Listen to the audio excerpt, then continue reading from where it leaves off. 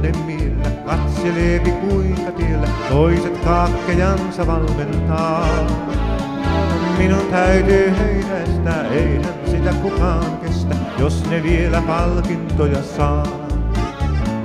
Minun huippuhevoseni, valmentajan metodini, kun ei tahdo tuottaa tulosta.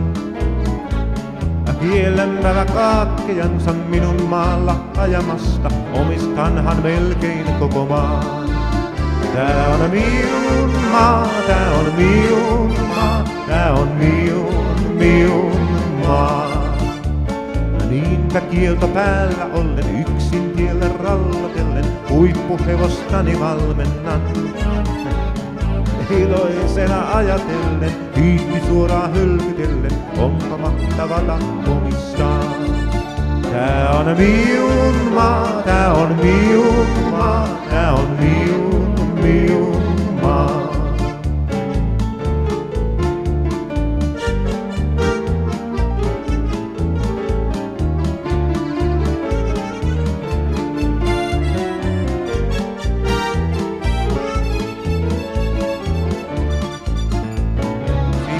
Tuli kova sokki, naapuri kun voiton otti, lehdes luki iso uutista. Miten se on mahdollista, kun ei ole paikkaa, missä edes kaakkiansa valmentaa? Multa kyllä hermot meni, kun mun huippuhevoseni ei vain tahdo tuottaa tulosta. Mut naapuri se kaakillansa voittoja käy ajamassa, vaikkei osaa edes valmentaa. Tää on minun maa, tää on minun maa, tää on minun maa. Tää on minun maa, tää on minun maa, tää on minun maa.